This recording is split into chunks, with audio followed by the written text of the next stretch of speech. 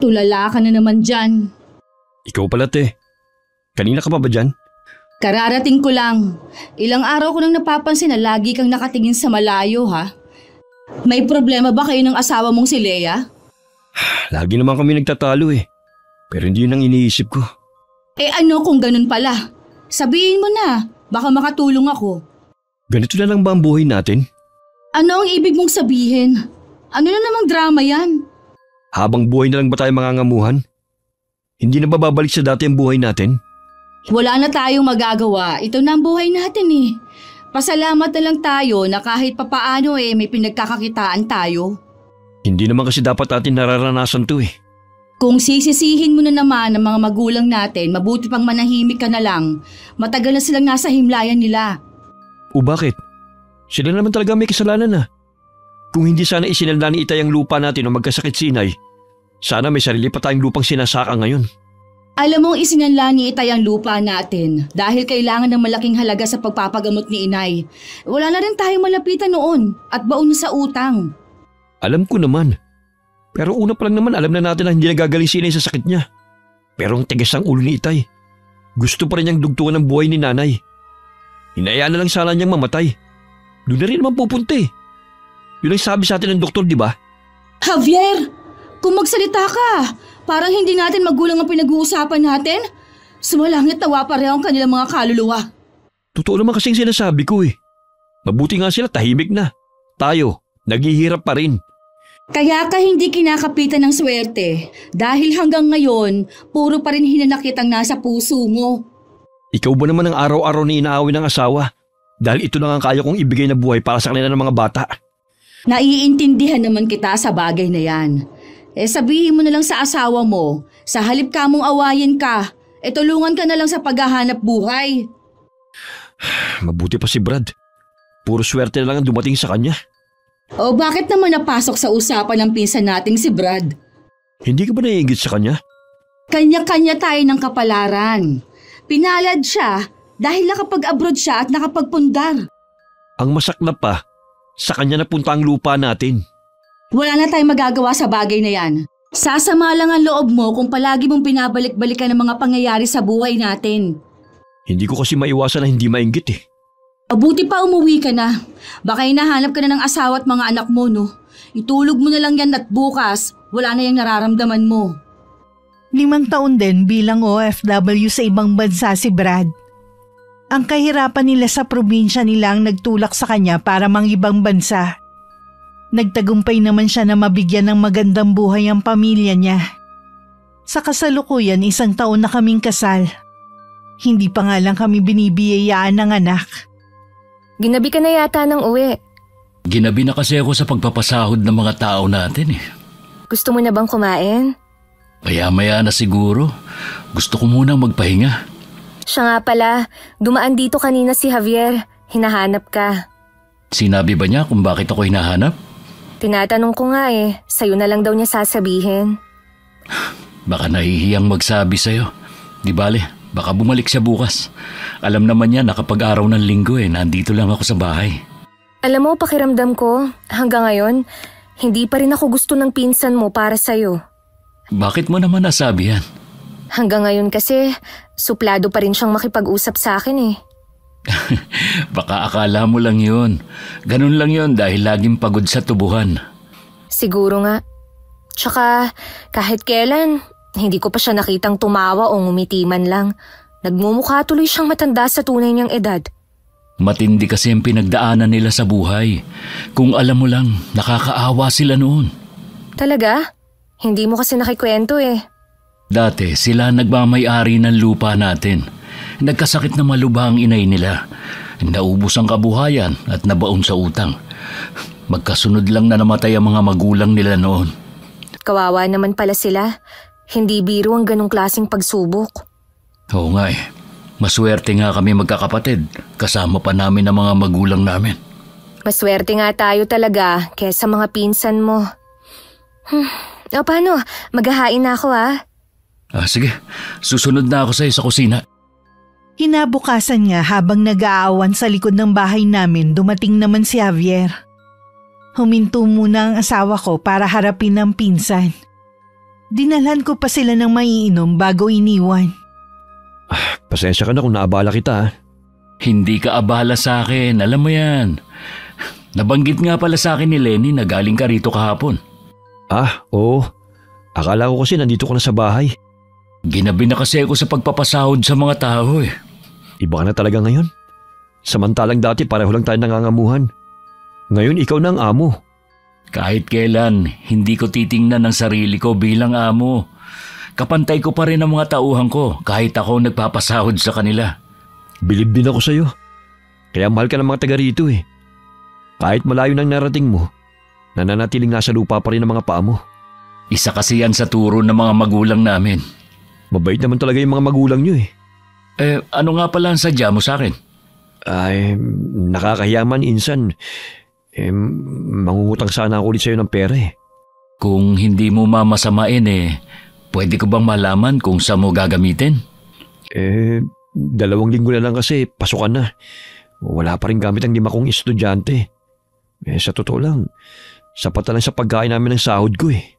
Hindi naman sa nakikialam ako sa'yo, insan ha. Alam mo naman na mahirap ang buhay ngayon. Dapat siguro wag na lang kayong magdagdag ng anak. Napag-usapan na rin naman namin ng asawa ko na tama na ang 6. Hirap na rin kasi kami. Sige, ako na ang bahala sa gamit at uniform ng mga anak mo. Ibigay mo na lang sa akin ang listahan para si Lenny na lang ang bibili. Huwag mo nang bayaran. Para naman yun sa mga pamangkin ko eh. Naku, nakakahiya naman sa'yo insan. Ilista mo na lang ang babayaran ko kapag nakaluwag-luwag ako. Ayos lang yun. Yung ibang tao nga natutulungan ko, ikaw pa kaya? Nahiya na kasi ako sa'yo eh. Ang dami ko ng utang na pera sa'yo at utang na loob. Ilista mo na lang yun sa tubig. Hayaan mo insan. Hindi man kita mabayaran ng pera, sisiguruhin ko na babayaran kita sa ibang paraan. Ikaw ang bahala. Sabi ko nga, hindi ako naniningil. May 2 oras din na nagtagal sa amin si Javier. Niyaya pa siya ng asawa ko na dito na magtanghalian pero tumanggi siya. Nang makaalis agad akong kinausap ni Brad tungkol sa plano niyang bilhan ng mga gamit ng mga pamangkin niya. Ipapadala na lang daw niya yung listahan sa panganay niyang anak. Isasama ko na rin ang anak niya para may katulong ako sa pagbitbit ng mga bibilhin ko. Mabuti pa nga. Sigurado matutuwa si Ara. Bihira lang kasi makalabas ng bahay yun eh. Hindi naman sa nakikialam Bakit kasi sila hindi nagkontrol? Alam naman nilang mahirap ang buhay eh. Nakakaawa tuloy ang mga bata. Yan nga rin ang sinabi ko kay Javier. Ayoko namang ulit-ulitin. Baka kasi masamain na. Sabi naman niya kanina hindi na nila susundan ang 6 nilang anak. Ano ka? Buntis na naman si Leia ngayon. Hindi ba binanggit sa'yo ni Javier? Hindi. Sigurado ka ba? Oo naman. Ang laki na ng tiyan eh. Binati ko pa nga nung isang araw eh. Hindi ko naman kasi naalalang banggitin sa'yo. Dahil buong akala ko, alam mo na. Baka nahihiya lang na sabihin sa akin. Hindi nga siya nahihiya na mangutang lagi sa'yo eh. Ikaw talaga. Para naman yun sa mga anak niya eh. Wala namang problema sa akin. Kahit tulungan mo lahat ng mga pamangkin mo. Sana lang, hindi samantalahin ng mga magulang ang pagiging mabait mo sa kanila. Maging responsable din sana silang magulang. Tingin ko naman responsable silang magulang. Sadya lang talagang kapos ng sahod. Yun na nga pero nagagawa pang uminom. Umiinom pa ba si Javier? Oo naman. Ilang beses ko siyang nakikita tuwing dinadalaw ko si Lola Agnes. May kaibigan kasi siyang taga ron na lagi niyang pinupuntahan. Tsaka laging ang nakikita ni Lola Sabi niya kasi matagal na siyang tumigil mula nung maoperahan siya sa appendix. Bakit ba puro na lang kasinungalingan ang sinasabi ng pinsan mo sa'yo? Hindi ko alam Baka ayaw lang na mapagsabihan ko. Hindi dahilan yon para magsinungaling siya. Hindi ba niya naiisip? Ikaw ang tumutulong sa kanya. Hayaan na lang natin. Luto na ba yung niluluto mong ulam? Malapit na to. Maupo ka na at maya-maya maghahain na ako. Nung hapon dumating ang pamangkin ni Brad. Niyaya ko siya na samahan ako sa bayan bukas para mamili ng mga gamit nila pero tumanggi siya. Gustuhin man daw niya hindi maaari. Dahil walang magbabantay sa mga kapatid niya. Wala akong nagawa kundi mag-isang mamili. Sa dami ng mga pinamili ko, parang mapipigtal na ang braso ko sa pagod sa pagbibitbit. Oh, nandyan ka na pala. Pasensya ka na. Nakaidlip ako eh. Ayos lang. Mukhang pagod na pagod ka. Kararating mo lang ba galing sa bayan? Kanina pa naman. Pagdating ko kasi, nagluto pa ako dahil nga alam kong uuwi ka ngayong tanghali. Napagod kasi akong mag-ikot-ikot at magbitbit. Akala ko ba kasama mo si Ara sa pagpunta sa bayan? Ayun. Kahapon sinabihan ko nga siya. Baka daw hindi siya payagan ng nanay niya dahil walang magbabantay sa mga maliliit na kapatid. Kaya kanina, sinubukan kong kausapin ng hipag mo na kung pwede, isama ko nga. Hindi daw pwede at wala siyang makakatulong sa paglalaba. Sabi ko nga gamit naman ng mga anak niya ang bibilhin ko eh. Pagpasensya mo na. Iba talaga ang ugali ng hipag kong yan eh. Baka naman gusto pa nila ako ang magdala niyan sa bahay nila. Abay kunin ka mo nila rito. Sasabihan ko na lang si Javier kapag nakita ko. Minsan naiisip ko kung karapat dapat bang tulungan ng mga taong yun. Isipin mo na lang na para yun sa mga bata. Ikaw talaga. Ano pa nga ba? Kung hindi lang ako naaawa sa mga pamangkin mo, hindi ko talaga susundin ang utos mo. Kapag may anak na rin tayo, maiintindihan mo rin ang sitwasyon nila. Kapag nagkaanak tayo, nasisiguro ko na hindi tayo magiging tulad ng mag-asawang yun. Oo siya, huwag na natin silang pag-usapan. Tara na kumain. Babalik pa ako sa trabaho eh. Ang dami kasing gagawin ngayon sa planta. Nang makaalis si Brad, magpapahinga na muna sana ako nang dumating naman si Ate Lorna. Nakatatandang kapatid siya ni Javier. Si Brad bang sadya niyo, Ate Lorna? Mamayang hapon pa po ang uwi niya eh. May pinuntahan kasi ako malapit dito kaya naisip kong dumaan na rin. Ang sipag talaga ng asawa mo kahit marami ng pera. Hindi talaga yun mapakali. Gusto niyang gumagawa pa rin. Ayaw niyang nag-uutos lang. Sa bagay nga, noon pa masipag na yun. Swerte mo sa kanya, hindi mo kailangan magtrabaho pa. Gusto ko nga sanang magtrabaho din, pero ayaw ni Brad eh. Mas gusto niyang dito lang ako sa bahay. Siguro seryoso rin si Brad. Hindi naman po. Gusto na niya kasing magkaroon kami ng anak. May 1 taon na rin kayong kasal. Bakit hindi ka pa nabubuntis? Hindi kaya may diferensya ang isa sa inyo? O baka naman ikaw? Kasi wala naman sa lahi namin ang baog. Ay nako, sayang naman ang naipundar niya kung walang magmamana. Masyado pa pong maaga para sabihin na may diferensya ang isa sa amin. Yung iba nga pong mag-asawa inaabot ng 5 taon bago magkaanak. Sa bagay nga, tama ka dyan. Tsaka bata ka pa naman. May gusto po ba kayong kainin o inumin? Ano bang meron sa kusina ninyo na pwedeng meriendahin? Meron pong tinapay dito tsaka kape. Ako nang bahala sa sarili ko. Parang bahay ko na rin tong sa inyo eh. Alam mo ba, nung mga bata pa kami ni na Javier at Brad ang laging magkakasama at magkakalaro. May mga naikwento nga po si Brad sa akin noon. Lagi naming pinagtatanggol yang si Brad. Kasi patpatin, kaya laging tinutukso ng mga kalaro namin. Sayang nga lang siya lang ang sinuwerte sa buhay. Mabuti na lang naaambunan niya kami. Yun talaga ang nakatadhana sa kanya. Tsaka marami naman siyang natutulungan na kamag-anak Ay oo, yun nga. Mabait kasi talaga yang si Brad. Ang laki nga rin ng utang na loob ko sa kanya. Maiba nga pala ako. Total magkalapit lang ang bahay niyo ni na Javier. Pakisabi na lang sa kanya na pakikuha na lang ang binili kong mga gamit para sa mga anak niya. Sige. Pag uwi ko sasabihin ko sa kanila. Ito ba yon? Ang dami Para sa 5 pamangkin niyo. Uniform at sapatos lang ang hindi ko nabili. Hindi ko naman kasi alam ang sukat nila. Baka naman pwede pati yung mga anak ko bilhan mo rin. Medyo kapos din kasi kami mag-asawa.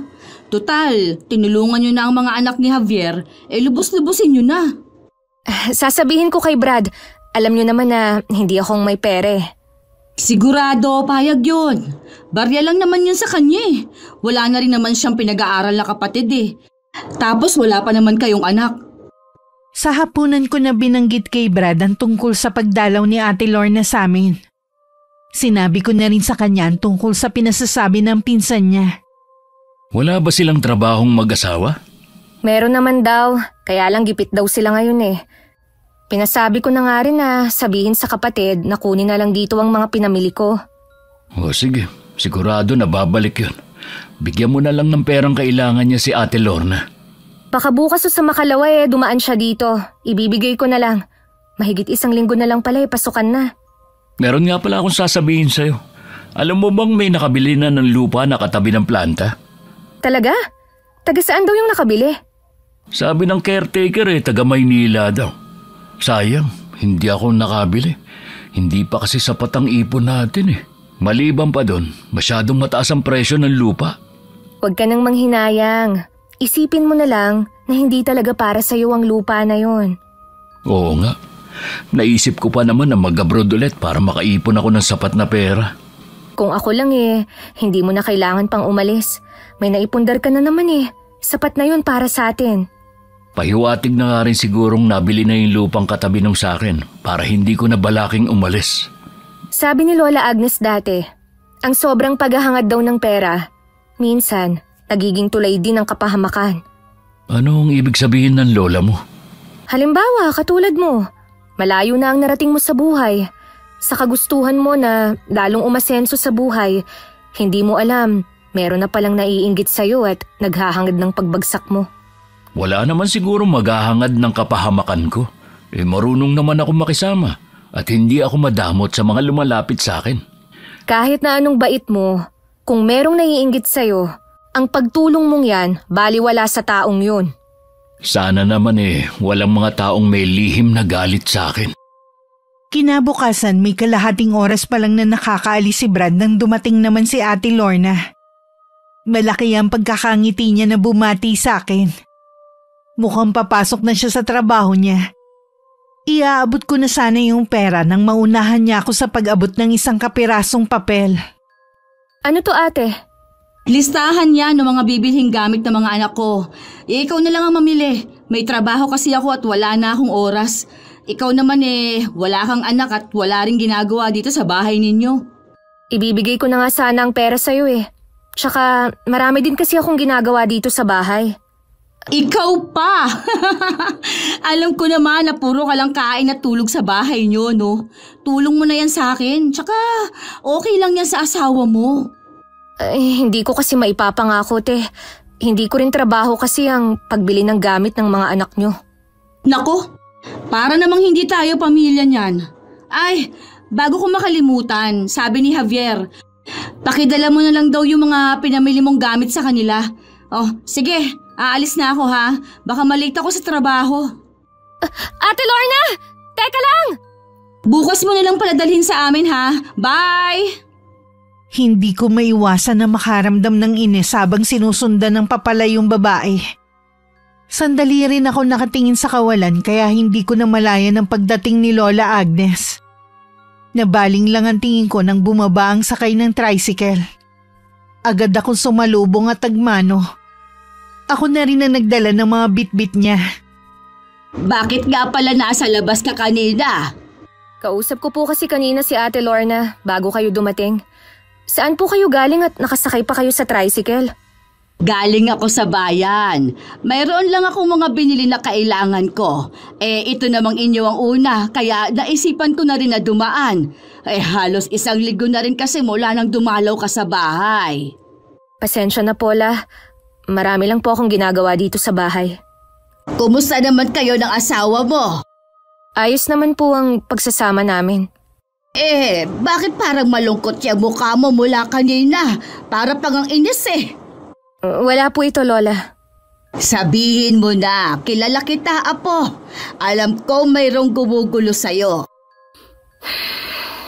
Naiinis lang po ako sa 2 pinsan ni Brad. Kina Ate Lorna at Javier. Ano ba ang ginawa ng 2 yon? Kami na nga po ang nagmagandang loob na bilhan ng mga gamit sa eskwelahan ng mga anak nila. Aba, ako pa ang inutusang mamili at dalhin sa bahay nila. Hindi lang po kasi unang beses na humingi sila sa amin ng pabor. Wala naman po yun sa akin Pero yung abusado naman, dun po ako naiinis. Masyado kasing mabait ang asawa mo. Noon pa man, lagi na siya nagkakawang gawa sa mga kamag-anak at ibang tao. Wala naman pong problema sa akin ang ginagawa niyang pagtulong. Hindi ko lang po kasi nagustuhan ang ginagawa ng magkapatid. Hindi ko gusto ang magkapatid na yon, lalo na si Javier. Palagay ko'y hindi siya gagawa ng mabuti. Hindi ko naman pwedeng ipayo na iwasan niyo siya at pinsan siya ng asawa mo. Ay nako, noon pa po hindi ko na gusto yung si Javier. Napakasinungaling kasi. Akala niya hindi malalaman ang totoo. Huwag mong sundin ang gusto ng babaeng yon. Mamimihasa siya. Sabihin mo na lang sa asawa mo at siya na ang bahala. Ganun na nga po ang gagawin ko. Maiba nga pala ako. Alam mo bang may nakabili na sa lupa na katabi ng planta ng asawa mo? Opo la, nabanggit sa akin ni Brad kahapon. Mas di hamak na mas malawak yon. Balita ko pa, planta rin ang balak na itayo nung nakabili. Talaga po? Hindi po nabanggit ng asawa ko yan. Baka po hindi alam ni Brad. Nakita ko nga kahapon nakausap ni Javier yung may-ari. Bakit po kaya? Hindi ko alam. Nakita ko lang nung nagdala ako ng halamang gamot sa tiyuhin mo. Di ba, malapit doon ang bahay nila sa lupa nung bagong nakabili. Wala akong alam na mabigat din pala ang loob ng lola ko sa pinsan ng asawa ko na si Javier. Hindi naman kasi siya nagsasalita ng kung ano-ano laban sa kapamilya ng asawa ko. Kundi ngayon lang. Nung hapon na dumating si Brad, sinabi ko ang gustong mangyari ni Ate Lorna. Parang hindi rin niya nagustuhan yun. Kung ikaw pa rin ang mamimili, hayaan mo na lang. Hindi mo naman trabaho yun eh. Hindi nila pwedeng ikatwiran na wala ka namang ginagawa dito sa bahay. Ngayon lang ako magsasalita laban sa mga kamag-anak mo. Masyado nilang inaabuso ang kabaitan mo. Alam mo, walang kaso sa akin kung gusto mo silang tulungan. Pero sana labas na ako. Hindi yung para nila akong utusan. Kaya nga, hayaan mo na lang. Parang hindi yata maganda ang araw mo ah. May maliit lang na problema pero maayos ko rin naman yun. Baka may maitulong ako sa'yo. Malaking tulong na para sa akin nang nandyan ka at inaasikaso ako.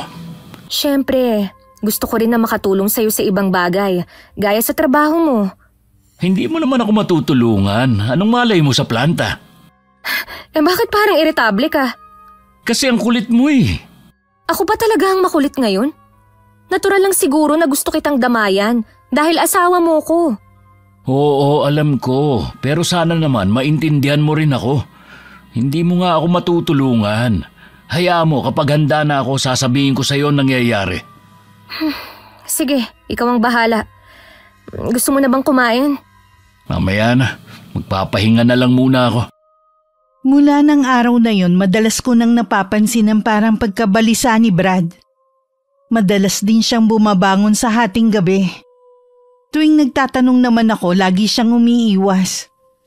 May pinagdadaanan na nga kami, sumasabay pa ang magkapatid. Ate Lorna? Te?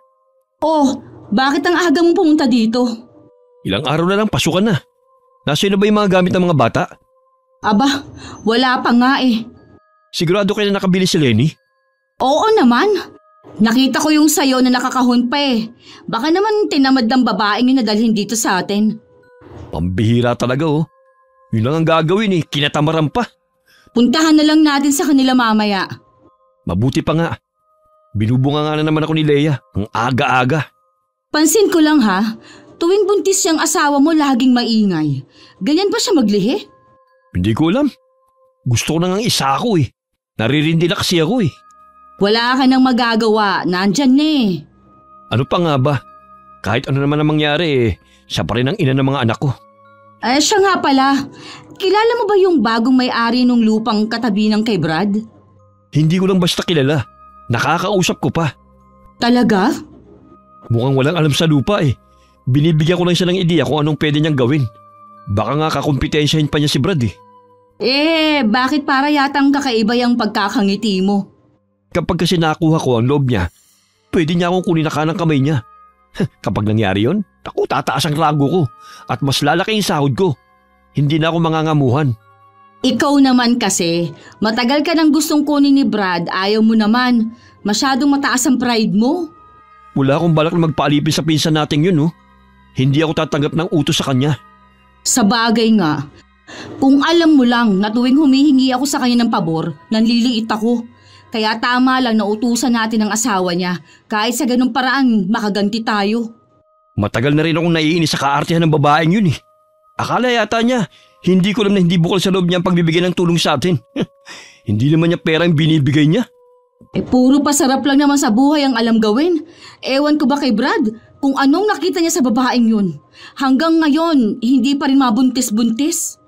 Baka ibang lalaking kailangan niya. Sira ka talaga. Hapon na nang puntahan ng magkapatid si Brad sa bahay para masiguradong nandun na ito. Nagkataon naman na wala ako at dinalaw ko si Lola Agnes. Hindi naman maipinta ang mukha ni Ate Lorna nang malaman na hindi ako nakabili ng gamit para sa mga anak niya. Pambihira naman ang asawa mo. Asang-asa pa naman ako na merong gamit ang mga anak ko, yung pala hindi siya bumili. Pasensya ka na, Ate Lorna. Hindi kasi talaga yan maaasikaso ng asawa ko. Marami din siyang ginagawa. Sana hindi siya nagpresenta. Una, hindi naman ako nagpapabili sa kanya ng gamit ng mga anak ko. Dahil may kakayanan naman kaming mag-asawa at pareho kaming may trabaho. Ipinakita pa niya sa akin ang mga gamit na binili niya sa mga anak ni Javier na para bang nangiinggit. Siya itong mapilit. Ibigay ko na nga lang daw yung listahan. Mayabang din kasi ang asawa mo eh. Bibigyan na lang kita ng pambili, ate. Huwag na. Napahiya na ako sa ginawa ng asawa mo. Sa mga anak mo naman ito eh. Ay, sige na nga. Pero huli na talaga to. Hindi lang namin to sinasabi sa'yo, pinsan. Pero iba ang ugali ng asawa mo kapag hindi ka nakaharap. Hindi mo ba napapansin? Mula na magsama kayo, wala na masyadong pumupunta rito sa inyo. Kasi tuwing pumupunta sila rito at sila na yung humaharap, ipinagtatabuyan niya. Hindi magagawa ni Lenny yun. Mabait siya at gusto nga niya yung tumutulong ako sa mga kaanak ko eh. Kaya nga ayokong magsalita. Alam ko na hindi ka maniniwala eh. Lalabas talaga na parang sinisiraan namin ang asawa mo. Mga bata pa lang tayo, magkakasama na tayo. Kilala na natin ang ugali ng bawat isa, no? Si Lenny, ilang buwan mo pa lang siyang nakikilala, nagpakasal na agad kayo.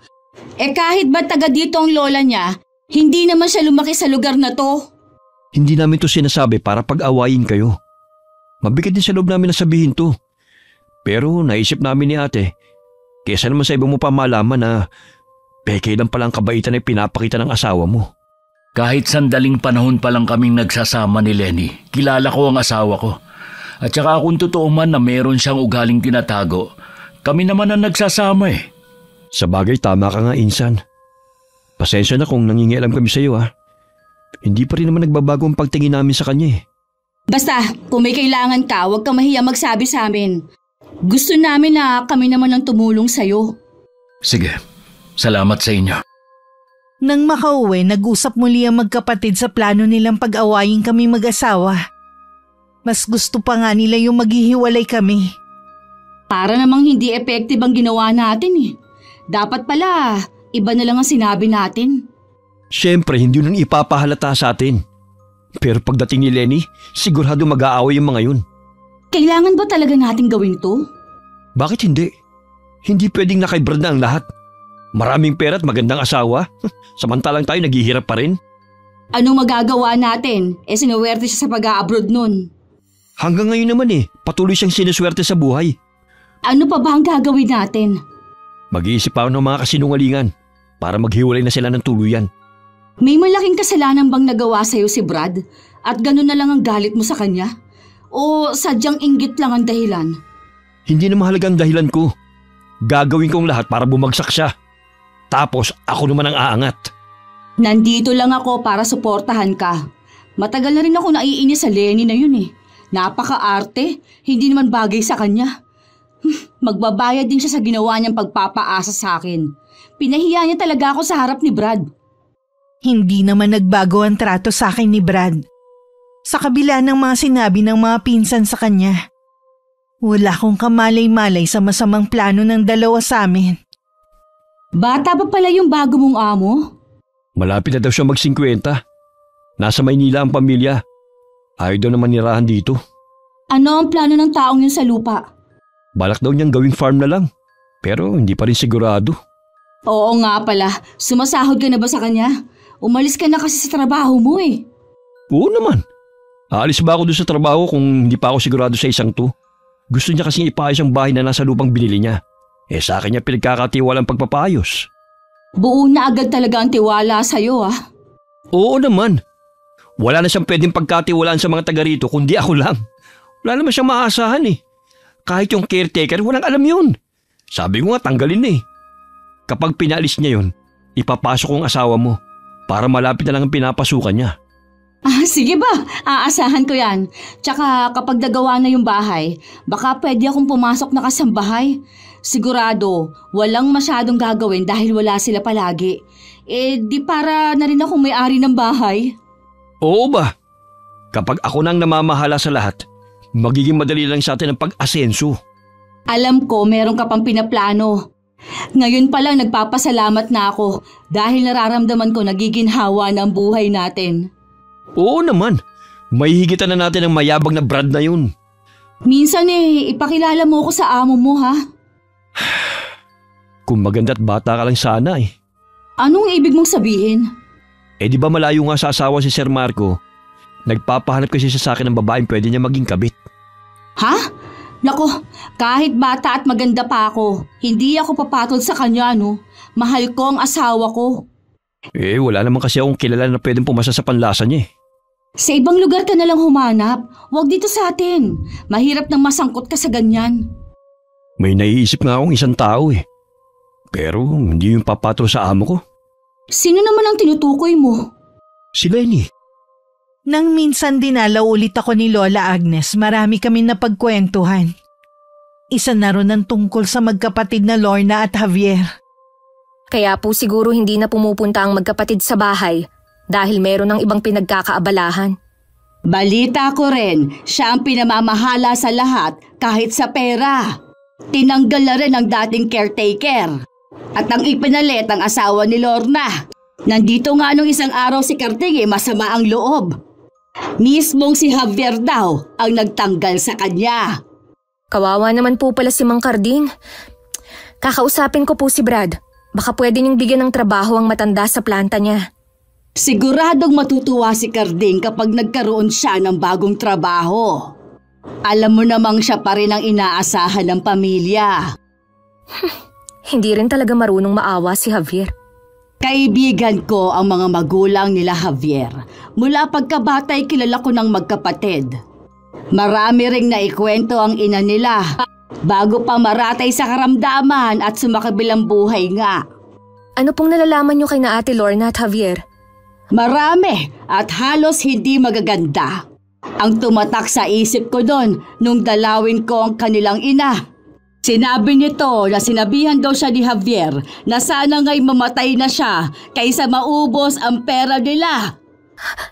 Sinabi po yun ni Javier? Oo, nun pa talaga may pagkasutil ng magkapatid na yan. Marahil ay mas tumindi pa nga ngayon. Wala naman po kasing sinasabing masama sa kanila si Brad. Hindi rin naman nagkikwento ng maganda. Sa kabila nun, maayos ang pakikisama sa kanila ng asawa ko. Si Brad talaga mabait na bata mula pa noon. Lahat naman sila magkakapatid. Sa bagay, mababait ang mga magulang. Mababait din naman ang mga magulang nila Lorna at Javier. Kaya nagtataka ako kung bakit ganoon ang mga ugali nila. Baka po sa pagpapalaki din ng mga magulang nila. Siguro nga, baka masyadong nasunod ang kanilang layaw. Nung hindi pa kasi nagkakasakit ang kanilang ina, isa sila sa may kaya sa lugar na ito. Kaya naman pala ganun silang umasta. Baka hindi na rin sila humingi ng pabor sa inyo dahil sa nakikita ko, maayos na ang trabaho nila. Kung hihingi man sila ulit ng tulong, wala naman pong problema. Ayoko lang nauutusan nila ako. Maiba nga pala ako. Wala ka na bang balak bumalik sa trabaho mo? Ayaw na po talaga ni Brad. Ang katwiran niya, kaya naman daw niya akong buhayin. Nanghihinaya nga po ako sa tinapos ko Sandaling panahon ko lang nagamit ang pagiging nurse ko. May nakakaalam ba sa dati mong trabaho? Ang pamilya lang po ni Brad. Paano po Lola? Babalik na lang po ako sa ibang araw Kailangan po nasa bahay na ako bago pa umuwi ang asawa ko. Sige, mag-iingat ka sa paglalakad mo pa uwi ha. Habang daan, laman ng isip ko ang mga napag-usapan namin ni Lola Agnes. Noon ko lang kasi napagtanto na hindi ko pa ganun kakilala magkapatid. Kaya pala kahit anong pakikipaglapit ko sa kanila, mabigat talaga ang dugo ko. Malapit na ako sa palikundaan nang biglang sumulpot si Javier. Ginulat mo naman ako sa pagsulpot mo. Hindi ko alam na magugulatin ka pala. Galing ka ba sa lola mo? Oo. Dinalaw ko lang siya. Sabay na tayo sa pag-uwi. Isang dalang naman tayo eh. Sige. Dadaanan mo pa ba si Brad? Hindi na. Nagbilin kasi siya kanina na gagabihin siya ng uwi. Marami yatang gagawin sa planta. Balita ko, hindi magandang lagyan ng planta niya. Mukhang nalulugi daw yata. Ayon sa narinig ko ha. Hindi ko alam. Wala naman kasing nababanggit si Brad. Mayabang din kasi si Brad eh. Ang akala niya kaya na magpatayo ng planta. Ayos naman ang planta niya kahit bago pa lang. Marami din siyang natulungan ng mga taga rito. Hindi masama na sumubok para umasenso sa buhay. Hindi kayabangan ang tawag doon. Tingin ko hindi ka naniniwala sa sinasabi ko na hindi magandang lagyan ng planta ng asawa mo. Maniniwala lang ako kapag si Brad mismo ang magsasabi sa akin. Di tanungin mo na lang siya. Siya nga pala. Lagi ka ba dumadalo sa lola mo? Kapag wala akong ginagawa sa amin, bakit mo na itanong? Wala naman. Ikaw siguro yung tinutukoy ni Sir Marco na nakikita niya na magandang babae. Sir Marco? Yung nakabili ng lupang katabi ng kay Brad? Oo, siya ang bago kong amo. Alam mo bang mayaman siya? Mas maraming pera kay Brad. Siguro nga. Makakabili ba siya ng lupa kung hindi siya mayaman? Naghahanap kasi siya ng babae habang nandito siya. Alam mo sa tingin ko, ikaw ang gusto niya eh. Ano? Binubugaw mo ba ako, ha? Huwag kang magalit. Wala namang masama sa sinabi ko eh. Anong wala? Asawa ako ng pinsan mo tapos yan ang sasabihin mo? Ganyan ba kababa ang tingin mo sa akin, ha? Hindi mo naman kailangang ipaalam kay Brad kung sakali… Anak ka lang! Ba't mo ko sinampal? Baka sakaling matauhan ka sa mga pinagsasasabi mo! Walang hiya kang babae ka? Kahit asawa ko hindi ako sinasampal! Gusto mo ulitin ko? Magbabayad ka ng mahal sa ginawa mo. Hindi mo alam kung paano ako magalit. Wala akong sinasanto kahit na babae pa! Tumaas baba ang dibdib ko sa galit habang sinusundan ng tingin ng papalayong si Javier. Hindi pa rin ako makapaniwalang sasabihin niya yun sa akin. May mga tao pala talagang katulad niya. Kung maaari lang sana na hindi ko na sila makita. Nagpupuyos din sa galit si Javier na umuwi sa kanila. Hindi niya matanggap na magagawa ko siyang sampalin. Nabulyawan pa niya ang asawa na magtanong kung ano nangyari sa kanya. Lumabas muli siya ng bahay at pinuntahan ng kapatid na kalapit bahay lang. Huwag mong sabihing nag-aaway na naman kayong mag-asawa, kaya hindi maipintang mukha mo. Hindi sila yung sumira sa araw ko, kundi si Lenny. Ha? Nagkita ba kayo? Nakasabay ko siya sa pag-uwi kanina. Galing siya sa lola niya. Ano ang nangyari at galit na galit ka sa kanya? Sinampal lang naman niya ako. Ano? Ang kapal naman niya para saktan ka? Magbabayad siya ng mahal sa ginawa niya sa akin. Ano ba ang sinabi mo sa kanya na dahilan para sampalin ka? Inalo ko lang naman siya para maging kabit ni Sir Marco. Sus! Makipot pa siya. Baka bumigay rin naman siya sa kalaunan lalo't nalulugi ng planta ng asawa niya. Kaya nga eh. Tingin ko naman kaya niya pinatulan si Brad dahil sa pera eh. Hindi naman kasi gwapo ang pinsan natin. Mas di hamak naman na gwapo si Sir Marco. Hindi ako papayag na hindi ka makaganti sa ginawa niya. Dapat yung matindi at masasaktan siya. May plano na ako kung paano ako makaganti sa kanya. Kailangan kong tulong mo ate. Sabihin mo lang sa akin at ako nang bahala. Gustuhin ko man na magsumbong kay Brad sa ginawa ng pinsan niya. Napipigilan naman ako sa nakikitang pagod sa mukha niya. Isinantabi ko muna ang nararamdaman ko at inasikaso ko siya. Wala rin akong lakas ng loob na magtanong tungkol sa planta niya. Nang mga sumunod na araw may kumakalat na balita tungkol sa akin. Kung hindi pa umuwing galit si Brad, hindi ko pa malalaman. Lenny! Lenny! Oh Brad, ang aga mo namang umuwi. Brad, bakit mo ako sinampal? Nagtatanong ka pa? Akala mo ba may tatago mo sa akin na sikreto ng matagal? Hindi kita maintindihan. Ano bang kasalanan ko sa'yo? Huwag mo akong daanin sa pag-iyak mo! Ayaw mo naman kasing ipaliwanag kung ano ang ikinagagalit mo! Basta mo na lang akong sinaktan! Hindi ko alam kung sadya bang makapal ang mukha mo o wala ka lang kahihiyan. Dito ka pa talaga sa lugar natin nagkalat. Sa tao pang yon na kailan lang dumating dito. Bakit? Dahil mapera siya kaysa sa akin? Bakit mo ito nagawa? Bakit? Wala akong ginagawang masama sa'yo, Brad. Huwag mo nang ipagkaila. Lahat ng tao alam na ang relasyon mo sa Marco na yon. Ano? Sino naman ang nagsabi ng kasinungalingan na yan? Sinabi ko na, kalat na sa buong lugar natin ang kalandian mo. Brad, maniwala ka sa akin. Hindi totoo yan. Hindi ko pa nga nakikita ang Marco na yun eh. Sinungaling! Ang daming tumistigo sa lihim ninyong relasyon. Kaya pala lagi kang nagpapaalam na dadalaw sa lola mo. Yung pala, may ginagawa ka ng milagro sa likod ko. Brad, sa akin ka maniwala, hindi sa kanila.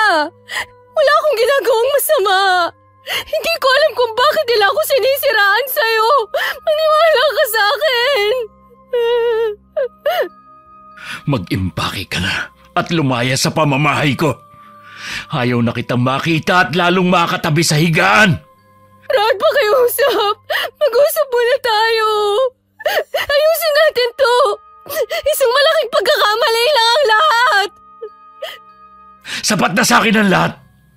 Wala ka nang dapat ipaliwanag pa. Lumayas ka na sa bahay ko at sa buhay ko. Huwag ka na magpapakita sa akin. Baka kung ano lang ang magawa ko sa'yo. Hinawakan ako ni Brad sa braso at kinaladkad palabas ng bahay at saka sinalya sa lupa. Kumapit pa ako sa binti niya pero itinulak lang niya ako. Pumasok siya sa bahay at inihagi sa akin ang mga damit ko. Huwag mo naman gawin sa akin to, Brad. Wala akong kasalanan. Maniwala ka sa akin. Hanggang sa huli pinaninindigan mo yung mga kasinungalingan mo. Talaga bang wala ka na natitirang kahihiyan? Kung hindi ko lang iniisip na malaking kasalanan ng pumatay, kanina ka pa nawalan ng buhay. Patutunayan ko sa'yo na wala akong kasalanan. Umalis ka na! Bago pa tuluyang magdilim ang paningin ko. Pumasok na sa loob ng bahay si Brad at malakas nang isinara ang pinto. Ilang sandali muna ang pinalipas ko bago ko isa-isang pinulot ang mga damit ko sa lupa. Noon ko lang napagtanto na marami na palang mga kapitbahay ang nakikiusyoso sa nangyari. Hindi ko na lang sila pinansin at lumakad na ako paalis. Nang makarating sa akin ang balitang kumakalat, balak na sana kitang puntahan sa bahay ninyo. Yun nga lang, nakarating na rin pala kay Brad. Kanina ko lang po nalaman. Kay Brad pa mismo. Hindi naman kasi ako naglalabas ng bahay eh. Wala rin namang nagsabi sa akin. Tumahan ka na. Kanina ka pa umiiyak. Baka mapaano ka. Ang sakit lang po kasi eh. Mas naniwala pa si Brad sa ibang tao. Kasi sa akin na asawa niya. Hindi man lang niya ako binigyan ng pagkakataon na patunayan na wala akong kasalanan. Naiintindihan ko ang pinagdadaanan mo. Pero unawain mo si Brad. Kung nasasaktan ka, labis din siyang nasasaktan. Sino po kayang may kagagawa nito? Bakit gusto nila kaming sirain ni Brad? May mga tao talaga na kapag nanaig sa kanila ang inggit, lahat gagawin nila para sirain ang taong kinaiinggitan nila. Lola, wala po akong kasalanan. Mahal na mahal ko po si Brad. Hindi ko po magagawang ipagpalit siya. Alam ko, Apo. Aalamin natin kung sino ang nagpapakalat ng malisyosong balita na yan. Meron daw nagpapatunay sa relasyon ko sa Marco na yun. Kausapin ko kaya siya. Papakiusapan ko siya na kausapin si Brad. Nasabihin ng totoo. Huwag mong gagawin yan. Baka lalo ka lang madiin. Ipaubaya mo na lang sa akin ang lahat. Taga rito ako. Alam ko kung sino ang pwede kong lapitan para alamin ang totoo. Sa ngayon, magpahinga ka muna. Kung kailan naman magiging ama na si Brad, tsaka naman nangyari to. Buntis ka? Opo, Lola. Kaninang umaga ko lang nalaman. Mas lalo mong dapat ingatan ang sarili mo. Baka makaapekto sa dinadala mo ang lungkot na nararamdaman mo. Hahanap lang po ako ng tiyempo. Sasabihin ko rin kay Brad na magkakaanak na kami. Kailangan mo munang malinis ang pangalan mo bago mo sabihin sa kanya. Baka lalo ka lang niyang pagdudahan kapag ipinagtapat mo agad ang kalagayan mo. Baka naman po iba ang maging reaksyon niya kapag malaman niya na magiging tatay na siya. Matagal na niyang inaasam-asam to. Kahit anong pigil sa akin ni Lola Agnes, yung kagustuhan ko pa rin ang nasunod. Umalis din ako na hindi nagpapaalam sa kanya. Anong ginagawa mo rito? Di ba sabi ko sa'yo ayaw na kita makita? Brad, meron akong magandang balita sa'yo. Pakinggan mo muna ako. Wala akong oras para pakinggan ang mga kasinungalingan mo. Umalis ka na. Brad, buntis ako. Magiging tatay ka na. Diba, matagal mo nang gustong magkaanak tayo. Ito na yung pangarap natin. Sa tingin mo maniniwala ako sa'yo na ako ang ama ng sanggol na pinagbubuntis mo? Lalo mo lang dinadagdagan ang kasalanan mo sa akin. Anak mo to. Maniwala ka sa akin. Huwag mo naman siyang itakwil. Bakit hindi mo ipaako sa lalaking yun ang pinagbubuntis mo? Anak mo to. Bakit ko sa kanya ipapaako? Anong klaseng ama ka para itanggi ang sanggol na to? Sabihin mo nga, nagsawa na ba agad sa iyo ang Marco na yon? Ha? Hindi ba siya tunay na lalaki para panindigan ka? Wala nga kaming relasyon. Bakit ba ayaw mong maniwala? Dahil sinungaling ka. Pagkatapos kong ialay sa iyong buong pagmamahal ko, ito pa ang igaganti mo sa akin? Sana hindi na lang nag-cross ang mga landas natin. Ngayon, umalis ka na bago pa kita kalad ka rin palabas. Huwag mo akong hahawakan. Aalis ako. Pero tandaan mo, ikaw lang ang minahal ko. Hindi totoo ang ibinibintang nila sa akin. Bahalang araw, malilinis ko rin ang pangalan ko. Sana lang, hindi pa huli ang lahat sa atin. Mabilis na akong tumalikod at lumabas ng bahay. Parang sasabog ang dibdib ko. Huminga muna ako ng malalim at saka mabilis na naglakad pa uwi sa bahay ni Lola Agnes. Pagdating nag-aalala kong sinalubong ni Lola. Ikaw talagang bata ka. Umalis lang ako sandali sumalisi ka na. Sorry po, Lola. Pinuntahan mo ba si Brad? Oh, anong nangyari? Hindi po siya naniwala na sa kanya ang ipinagbubuntis ko. Itinanggi niya po, Lola. Sabi ko naman kasi sa'yo na huwag mo munang sabihin. Nakikinita ko na kasi ang magiging reaksyon niya. Ang sakit ng mga binitiwan niyang salita sa akin. Pero mas masakit ang sinabi niya na hindi niya anak ang nasa sinapupunan ko. Hayaan na lang muna natin siya. Makakapag-isip din siya. Kapag daliwanagan ng asawa mo, siya mismo ang makikipag-usap sa'yo. Sana nga po, Lola. Pero sa nakikita kong galit sa kanya, parang gusto ko nang mawalan ng pag-asa. Kailangan mong maging matatag ngayon, lalo't magiging ina ka na. Pipilitin ko po. Kumain ka na muna at magpahinga. Kagabi pa walang laman ang tiyan mo Wala po akong gana. Pilitin mo, alang-alang sa magiging anak mo. Huwag sanang matigas ang ulo. Sige na nga po. Nang mga sandaling yun, kaulayaw ni Brad ay alak habang kasama ang pinsan na si Javier. Pareho kaming walang alam na ang lalaki at ang kapatid ang may pakana ng lahat. Para magkasira kami mag-asawa. Ang kapal na mukha niya para ipaako sa akin ang anak niya sa ibang lalaki. Buntis si Lenny? Oo, nagbunga ang pagtataksil niya sa akin. Siguro, ayos siyang palungkutan kaya sa akin niya pinapaako. Ang mabuti pa, iuwi na kita sa inyo. Lasing ka ni. Ayoko ba? Pabayaan mo na lang ako.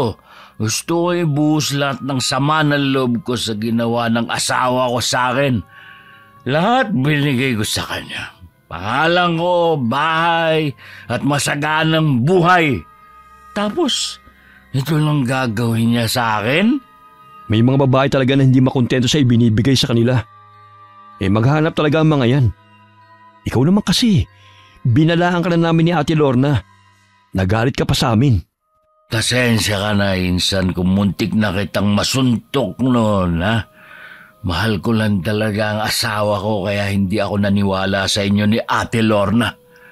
Kung wala pang testigo na nagsabi, hindi pa ako malilinawan. Umalis na nga rin ako kay Sir Marco. Hindi ko kasi matim ang ginagawa niya. Tsaka hindi ko matanggap ang ginawa nilang dalawa ni Lenny. Kung ganun, hindi mo alam kung nagkikita ba sila? Hindi na eh. Baka tama ka. Ayaw niyang panagutan si Lenny. Kaya sa'yo pinapaako. Mas gugustuhin ko pang mamatay kesa akuin ng batang hindi naman sa akin. Tama yan. Huwag ka magpapauto sa babaeng yun. Basta tandaan mo, nandito lang kami ni Ate Lorna para damayan ka sa mga pinagdadaanan mo. Salamat sa inyo, ha. Sige, inom pa tayo. Gabi-gabing kaulayaw ni Brad ang alak. Pagkatapos ng maghapon na trabaho, alak agad ang hinaharap niya pag-uwi. Madalas mag-isa lang siyang umiinom sa bahay namin. Samantalang ako, pilit na lang nagpapatuloy mabuhay alang-alang sa magiging anak ko. Katagalan naging malinaw din sa amin ni Lola ang lahat. Una pa lang, silang magkapatid lang naiisip ko na pwedeng gumawa nito sa inyo. Matindi talagang inggit nila sa asawa mo. Paano niyo po nalaman ng lahat ng yan? Nakausap ko si Cardeng. Ang nagsabi naman pala kay Brad ay mga pinsan din niya. Sinuhulan nila para magsinungaling. Iba na talagang naggagawa ng pera sa tao. Kahit po sabihin natin yan kay Brad, hindi pa rin naman siya maniniwala. Kahit papaano'y malinaw na sa atin ang totoong pangyayari. Mas gusto ko na lang pong lumayo dito. Sirang-sira na rin naman ako eh. Kahit anong gawin ko, hindi na rin naman ako paniniwalaan ni Brad. Ano pa ba ang gagawin ko dito? Kung yan ang desisyon mo, hindi kita pipigilan. Babalik ka na ba sa mga magulang mo niyan? Opo, La. Kami na lang ng anak ko ang magbabagong buhay. Palalakihin ko siya ng ako lang. Mas gusto ko na rin na ilayo siya rito, kesa naman anihin niya ang galit ng sarili niyang ama. Kilala kita, Apo. Alam kong makakaya mo siyang palakihin ng mag-isa. Ikaw ang pinakamatapang sa lahat ng mga apo ko. Salamat po, Lola. Maraming salamat sa pag-alalay sa akin. Kung hindi siguro dahil sa inyo, baka bumigay na ako dahil sa problema. Hindi kita pababayaan. Kaya kung pwede nga lang na akuin ko na lang ang nararamdaman mong kabiguan, ginawa ko na. Sapat na po sa akin na nandyan kayo sa tabi ko at dinadamayan ako. Mahigpit ko pang niyakap si Lola Agnes. Akala ko naubos na ang mga luha ko. Hindi pa pala. Muli ako napahagulgol habang nakayakap sa kanya. Ang plano ko sanang paglayo ay naudlot dahil sa masamang balita. Ano po ang nangyari sa inyo sa labas? Bakit balisa kayo? Huwag kang mabibigla sa sasabihin ko sa'yo, Iha. Patay na si Sir Marco. Natagpuan siya kagabi na walang buhay at naliligo sa sariling dugo. Po? Sino naman po ang gagawa nun sa kanya? Ang sabi, si Brad daw ang pumatay sa kanya. Bukod taging siya lang daw kasi ang may matinding galit sa lalaki. Hindi po, Lola. Hindi yun magagawa ni Brad kahit anong tindi ng galit niya. Pupuntahan ko ang asawa ko. Hinuli na ng mga pulis si Brad. Dumito ka lang, ha? Baka kumapaano ka. Hindi po. Kailangan po ako ng asawa ko. Ay sige na nga. Sasabahan na kita sa pagpunta sa presinto. Hindi ako naniniwala na magagawa yun ni Brad. Ang sabi ng mga tao, may lumutang daw na mga testigo at itinuro si Brad. Sino po ang mga taong yun? Ang magkapatid na Lorna at Javier. Sila na naman? Hindi kaya sila ang may kinalaman sa pagkamatay ng Marco na yon? Hindi ko alam, Iha. Pero mas mabuting huwag tayo magpadalos-dalos sa pagbibintang. Pakiramdam ko ang pagpunta sa presinto ang pinakamabagal na sandali sa buhay ko. Pagdating, agad ko naman nakaharap ang asawa ko. Ang laki ng ibinagsak ng katawan niya at nangingitim ang ilalim ng mga mata. May nangingilid pang luha sa mga mata niya habang nakatingin sa akin. Lenny, maniwala ka sa akin. Hindi ako pumatay sa lalaking yun. Hindi ko magagawa ang binibintang nila sa akin. Alam ko, sina Ate Lorna at Javier ang nagdidiin sa'yo. Mga traidor sila. Alam nilang wala akong kasalanan. Bakit nila to ginagawa sa akin? Matinding inggit sa'yo. Yun ang dahilan. Mabuti ka pa. Naniniwalang inosente ako. Samantalang ako hindi kita pinaniwalaan. Ang dami ko pa masasakit na salitang binitiwan sa'yo. Tinanggi ko pa magiging anak natin. Naniniwala ka na sa akin? Oo. Balak na sana kitang puntahan sa bahay ng lola mo. Nang palabas na ako ng bahay, saka naman dumating ang mga pulis at hinuli ako. Gusto kong malaman kung paano mo nalaman na hindi kita niloko. Pinuntahan ako ni Marco sa planta. Nababahala daw kasi siya sa kumakalat na tsismis. Nilinaw niya na hindi yun totoo at kahit kailan hindi pa kayo nagkakaharap. Si Javier lahat ang may pakana. Hindi kaya si Javier ang pumatay sa kanya? Yun din ang pumasok sa isip ko dahil ang sabi ni Marco, tatanggalin na nga daw niya sa trabaho. Kaya lang, wala tayong ebidensya. Hindi pwedeng ikaw ang magbayad ng kasalanan na hindi naman ikaw ang may gawa. Huwag ka mawalan ng pag-asa. Lalabas din ang katotohanan. Manalig ka lang. Hindi tayo pababayaan ng may kapal. Hihingi ako ng tulong kahit kanino. Basta makalaya ka lang dito. Gumagawa na rin ang paraan ng pamilya ko para makalaya ako. Magpahinga ka na lang. Baka mapano pa kayo ng baby natin. Ayoko mapahama kayo ng dahil sa akin. Brad. Patawarin mo ako sa lahat ng mga nagawa ko. Pangako, paglabas ko dito, babawi ako sa inyo na magiging anak natin. Ingatan mo ang sarili mo at ang baby natin. Mahal na mahal ko kayo. Kahit nagbilin pa si Brad na wag na akong makialam sa kaso, hindi ko pa rin mapigilan na mag-isip ng paraan. Dahil desperada ng matulungan ng asawa ko, hindi ko na naisip ang kalagayan ko. Pinuntahan ko si Javier sa kanila. Anong ginagawa mo rito? Pagkatapos ng mga tulong na ginawa sa inyo ng asawa ko, ito pa ang igaganti niyo sa kanya. Tanggapin mo na lang ang kapalaran ng asawa mo. Habang buhay na siyang makukulong. Hindi ko tatanggapin dahil alam kong wala siyang kasalanan. Hindi siya ang pumatay sa amo mo. Bukod pangin siya lang may motibo na gawin yun. At alam yun ang lahat. Inosente yung asawa ko. Nilangaw hindi niya magawang patayin. Tao pa kaya? Ibang nagagawa ng tao kapag galit at lango sa alak. Araw-araw lasing si Brad ng dahil sa'yo. Kahit na! Malakas ang kutob ko na may kinalaman ka sa pagkamatay ng amo mo. Ikaw ang pumatay sa kanya! Huwag mo akong pagbibintangan ha. Baka gusto mo magsama kayo ni Brad sa kulungan. Hindi ako natatakot sa'yo. Lalabas din ang katotohanan.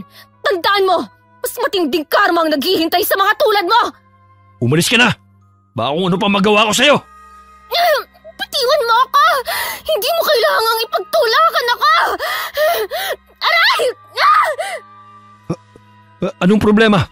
Bakit sa pumungtyan mo? Ang sakit! Ang baby ko! May umaagos ang dugo sa'yo. Hindi! Ang baby ko! Tulong! Hindi pwedeng mawala ang baby namin ni Brad!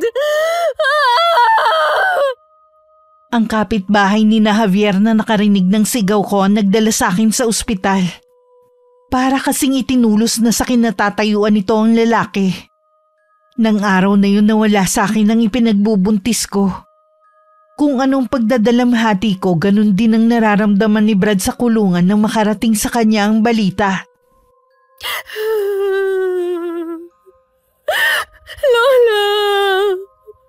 Wala na po ang anak namin ni Brad! totoong masakit pero wala na tayong magagawa pa kundi tanggapin ang pangyayari. Marahil hanggang doon lang talaga siya. Ang tagal naming pinangarap ni Brad na magkaanak. Tapos ganito lang ang mangyayari. Sana hindi ko nalang pinuntahan ng lalaking yun. Huwag mong sisihin ang sarili mo. Wala kang kasalanan. Kahit sinong asawa ang nasa katayuan mo, hindi rin mapapakali at gagawa ng paraan. Dahil sa katigasan ng ulo ko, nawala ang baby namin. Hanggang ngayon, nakakulong pa rin si Brad. Ano na po ang mangyayari sa amin? Kung hindi mabibigyan ng hustisya si Brad, ako mismo ang gagawa ng paraan para lumabas ang katotohanan. Ano po ang gagawin niyo, Lola? Ay, ito na siguro ang tamang panahon para malaman mo ang pinakatatago kong sikreto. Kahit ang mga magulang mo ay hindi ito alam, Lenny. Isa akong mambabarang. Ano po? Isa po kayong mambabarang? Oo, matagal na panahon na rin mula nang ginamit ko ang kaalaman na ito. Sino ang mag-aakala na muli ko itong bubuhayin? Alang-alang sa iyo, Apo, at kay Brad ay gagawin ko ito. Lola, ayoko pong gumawa kayo ng masama. Kaya lang, wala na akong naiisip na paraan. Maaaring masama ang paraan ko, pero sa kabutihan ko naman ito gagamitin. Minsan, kailangan nating gumawa ng masama para lang makuha ang hustisya. Huwag ka nang umiyak pa. Matatapos din ang pagsubok na ito sa inyong mag-asawa. Nang gabing yon, saksi ako sa ginagawa ni Lola Agnes. Kung paano niya kausapin ng mga insekto. Para silang may sariling pag-iisip na sumusunod. Meron ding inuusal ng mga Latin na salita ang Lola. Habang lumalalim ang gabi, palakas ng palakas ang mga binibigkas niyang salita. Walang kamalay-malay ang magkapatid sa sasapitin nila. May sakit ka raw, sabi ng asawa mo. Kamusta ng pakiramdam mo? Pakiramdam ko hindi pangkaraniwan ang sakit ko. Nagpadala na ako sa ospital pero pinauwi rin ako ng doktor. Sabi, wala naman daw akong sakit pero pakiramdam ko, mamamatay na ako sa sakit ko na nararamdaman ko sa katawan ko. Ano bang nararamdaman mo? Nag-umpisa lang sa pananakit ng tiyan tapos wala na akong tigil sa pagsusuka. Pakiwari ko, hindi nakikita ng mga doktor ang sakit ko. Baka naman may nakain ka lang na nakasama sa tiyan mo. Tatanggalin ko ang kumot ko at tignan mo ang mga tumubo sa buo kong katawan. Ano yan? Bakit ang dami mong pigsa? Hindi lang sila ordinaryong pigsa. Tignan mo maigi. Ano yung mga gumagalaw na sa mismong mata ng pigsa? Mga uod ang mga yan. Hindi ko alam kung paano sila napunta dyan. Kung alam mo lang ang tinitiis kong kirot. Ano bang klaseng sakit ang dumapo sa'yo? Dadaling ka namin sa ospital. Hindi na kailangan. Hindi rin naman ako mapapagaling ng mga doktor. Alam naman na dito ko lang sa bahay. Paano kung mahawaan mo ang mga anak mo? Hindi yan mangyayari dahil hindi naman nakakahawa ang sakit ko. Hindi tayo nakakasiguro sa bagay na yan. Huwag na sanang matigas ang ulo mo. Dadalhin ka na namin sa ospital. Ganito rin ang mangyayari sa'yo o mas malala pa. Anong ibig mo sabihin? Javier, wala ka pa rin bang ideya sa kung ano ba talaga ang nangyayari sa akin? May bumabarang sa akin. Wala itong lunas. Sino may kagagawa nito? Dapat alam mo na kung sino. Malaki ang nagawa natin sa kanilang kasalanan. Kaya matindi rin ang balik sa atin. Maghahanap ako ng magaling na albularyo. Gagaling ka, ate. Naghahanap na ang asawa ko. Pero palagay ko, hindi na tayo makakaligtas pa. Maliban na lang kung hihingi tayo ng kapatawaran sa nagawa natin. Wala tayong kasalanan. Nangako ko na ililihim lang natin ang lahat. Hanggang kailan? Hirap na ako. Aminin mo nang ikaw ang nakapatay sa amo mo dahil nahuli ka niya nagnanakaw. Hindi akong pumatay sa kanya kundi si Brad. Kaya nga siya nakakulong eh. Hanggang kailan mo papaniwalain ang sarili mo sa kasinungalingang yan? Hindi ako aamin. Ayoko makulong, ate. Ayoko! Hindi lang maamin ni Javier sa kapatid na meron na siyang nararamdaman sa loob ng katawan niya. Ilang oras pagkatapos nila mag-usap, iginupo na rin ang karamdaman ng lalaki. Gaya sa kapatid, maraming pigsari ng tumubo sa katawan niya. At may mga sapot ng gagamba sa bibig niya. Ate, kahit hindi ko nakikita ang loob ng katawan ko, alam ko na punong-puno na ito ng mga gagamba sa loob. Mas matindi pa sa karma ang dinadanas natin ngayon. Ayoko pa mamatay kaya gagawin ko na ang tama. Anong gagawin mo, ate? Pupuntahan ko si Lenny. Baka siya ang nasa likod ng lahat ng ito. Aaminin ko sa kanya ang lahat. Baka sakaling mabuhay pa tayo. Kapag umamin ka, makukulong tayo. Kahit paano, may pag-asa pang makita at makasama kong mga anak ko. Hindi mo ba mahal ang pamilya mo? Mahal, pero iniwan na nila ako kung kailan kailangan ko sila. Ayaw nila akong alagaan. Babalik din sila. Kung hindi man, nandito pa ako para sa'yo. Ako mag-aalaga sa'yo. Hindi na kita pipigilan sa plano mo. Maghihintay na lang ako rito. Nagulat pa ako na mapagbuksan ko ng pinto si Ate Lorna, kasama ang asawa niya.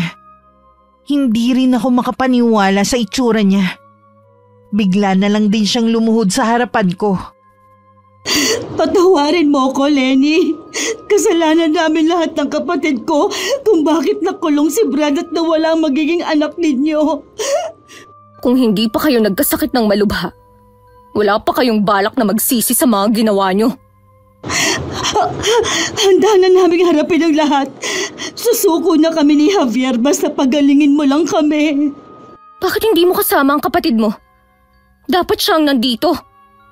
Gustuhin man niya, hindi na kaya ng katawan niya. Kung bukal sa kalooban niyo ang pagsisisi, maaari kayong pagalingin ni Lola Agnes. Pero kung hindi, lalong lalala ang karamdaman niyo hanggang mamatay kayo. Ang lola mo pala ang bumabarang sa amin. Hindi namin alam na may mambabarang pala sa lugar na ito. Oras na ipagkalat mo ang nalalaman mo. Pati buhay ng pamilya mo ay ilalagay mo sa kapahamakan. Hindi ko ipagkakalat ang nalaman ko. Pangako yan. Hindi ko ipapahamak ang pamilya ko. Umuwi ka na sa inyo. Hintayin mo na lang ang paggaling mo. Paano si Javier? Gagaling na rin ba ang kapatid ko? Huwag kang mag-alala. Gagaling siya kung pagsisisihan niya ang ginawa niya. Oo, pupunta na agad ako sa pulis at aaminin ang nalalaman ko. Dala ang pag-asa na gagaling silang magkapatid, pumunta sa pulisya si Ate Lorna at umamin sa mga nagawang kasalanan. Pag-uwi niya, naabutan niyang wala ng buhay ang kapatid niya at kinakain ng mga insekto ang buong katawan nito. Kapatid ko! Bakit? Hindi kayo tumupad sa usapan natin. Ang sabi niyo gagaling si Javier.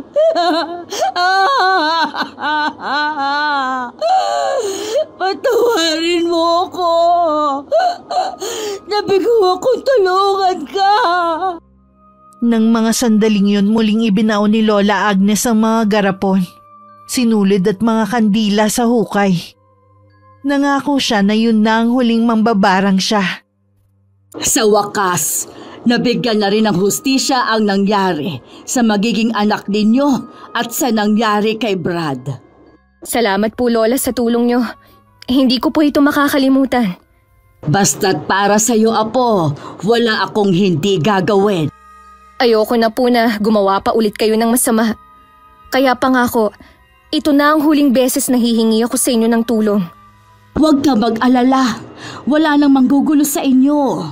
Magiging masaya na ulit ang pagsasama ninyo ni Brad. Hihintayin ko na lang po ang paglaya niya. Sana din, mahanap na rin ni Ate Lorna ang katahimikan. Huwag na sana niyang uulitin ang ginawa niya para hindi na maulit ang trahedya sa buhay niya. Malaking leksyon na yon sa kanya. Hindi niya na yon uulitin pa. Gagayak lang po ako. Dadalawin ko pa kasi si Brad. Sige lang, Iha. Mag-iingat ka. 1 linggo pa bago nakalaya si Brad. Magkaganon man, walang pagsidlan ng kaligayahan naming dalawa. Sa wakas tapos na ang malaking pagsubok sa amin. Makakausad na kami sa bagong buhay na aming tatahakin. Wakas. Okay, shoutout po tayo. Shoutout sa Carillo family, Emberondo family at kay Ian J. At sa lahat ng guard sa LTI from Timbao, Laguna. Hi kay Ann from Singapore. Hello kay Regine Laban Galang from San Jose del Monte, Bulacan. Shoutout sa Deloro family and Gonzaga family. Shoutout sa Ramirez Rabara family from Pangasinan. Hi kay Rodora Samson from Marikina City. Shoutout sa Perez family from San Rafael, Bulacan. Shoutout sa Morales family. Hello kay Almali Kuwaton. Hi kay Ernesto Mangoba from San Carlos City, Pangasinan. Hi kay Janice from Barangay Sawang, Romblon, Romblon. Hello sa Tumaliwan family from Tuguegarao. Salamat sa inyo. Hi kay Inang Ausa from San Narciso, Quezon. Ang ating avid listener, maraming salamat po. Hi kay na Elizabeth Dungka, Patrick, Patricia at kay Mark Den from Pampanga. Shoutout sa Valdez family and Platero family from Tanawan, Batangas. Hi kay Dayan Bautista from Australia. Hello kay Mary Joy Sabaresa from Bato, Camarines Sur. Hi kay Jessica Sobremonte. Shoutout sa tahian ng HB Apparel at kay Reyna Cel Ulang. Hello kay Yasi Panghilinan from UAE. Hi kay Julie Fen na avid listener natin. Hello kay Evelyn Abong Carbakil from Negros Occidental. Hi kay Julie Kit from Doha, Qatar. Hello kay Joy Chan at sa anak niyang si Shanky Rain. Hi kay Jenjen Amor Espe from Isabela. Hello kina Lois Sadyang Abay and Angela Millena from Parañaque. Happy birthday sa alaga ni Michelle Cubeco na si Mustafa na nasa Iraq ngayon. Ingat ka dyan. Hi kay Sammy Vlogs from Pasay. Hi kay Edeline Mina at sa kuya mong si Arnel Mina. Happy birthday sa iyo, Arnel. Hi kay Nene Teravillas from Masbate. Shoutout sa Siling Department ng Cosmo Malvar, Batangas at sa mga magbe-birthday ngayong July na sina Jercel Caldea at Sandro Bansagales. Happy birthday sa inyo. At sa line leader nila Girly sa tour na si Madam Ami Bagonok de Ocampo, hello po sa inyo. Hi kay Richard Celestino. Hello kay I Love Traveled. Hello kay Virginia Del Rosario and family. Hi kay Ana Rose Meñano from Osmeña, Marabot, Samar. At hello kay Lucia Villaguera.